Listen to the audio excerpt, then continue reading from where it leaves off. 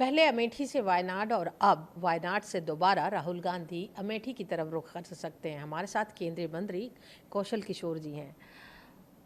कौशल जी, ये बात फिर से चर्चा में आई है कि एक बार फिर से वो अमेठी से अपना भाग्य जमा सकते हैं। जब से चुनाव हारे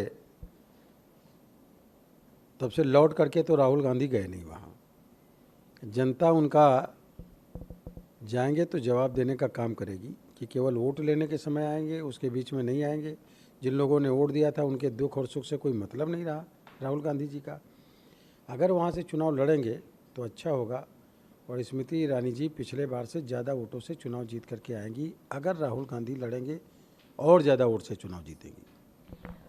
कांग्रेस का ये दावा है कि पिछली बार लहर में जीत गई थी भाजपा अमेठी से, लेकिन ये सीट गांधी नेहरू परिवार की है और इस बार वहां से भाजपा का सफाया हो जाएगा।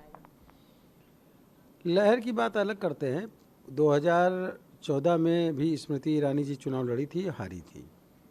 राहुल गांधी लौट के क्षेत्र में नहीं गए, स्मृति ईरानी जाती रहीं, जिसकी वजह से स्मृति ईरानी जी वहाँ चुनाव जीती।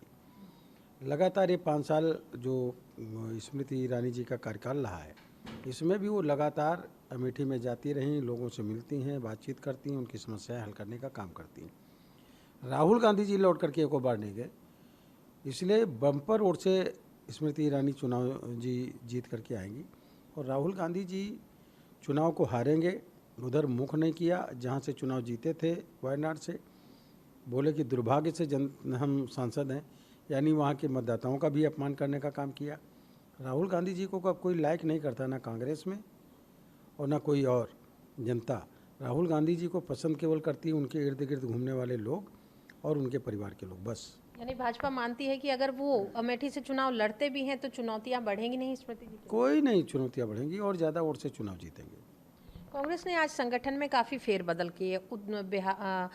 उत्तर प्रदेश में भी, दिल्ली में भी कई फेरबदल देखे।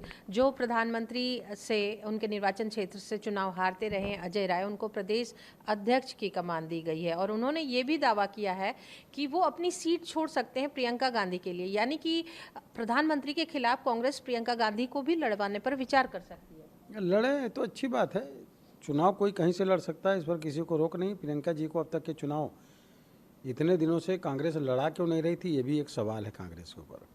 लेकिन वो चुनाव अगर वहाँ से लड़ेंगी तो मैं समझ रहा हूँ कि माननीय मोदी जी बहुत ज़्यादा वोटों से जीतेंगे और प्रियंका जी की जमानत जब्त होगी।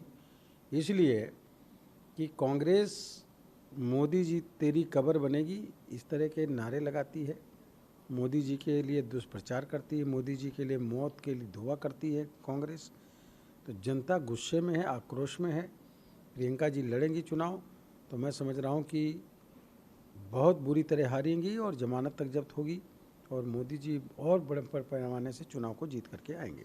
कौशल जी, गांधी परिवार की तरफ गांधी परिवार का एक तरह से कहा जाए तो उत्तर प्रदेश पहले गढ़ रहा था अमेठी, रायबरेली या तमाम सीटों को लेकर। एक बार फिर से गांधी परिवार उत्तर प्रदेश की तरफ रुख कर रहा है। क्या लगता है कि सत्ता में वापसी का रास्ता हमेशा यूपी से होकर आता है, या यही वजह है कि दोबारा वो यूपी में माहौल बनाने की कोशिश की जा रही है?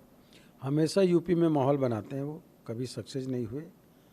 कांग्रेस सफ हो रही है, एक सीट बची है सोनिया जी की, वो भी हार सकती है। इसलिए उत्तर प्रदेश में अब कांग्रेस का कुछ नहीं, खत्म है। धन्यवाद ईटीवी भारत से बात करने के लिए। तो केंद्रीय मंत्री का कहना है कि तमाम दावे प्रति दावे कर लिए जाएं, लेकिन ये बस माहौल बनाने की तैयारी है।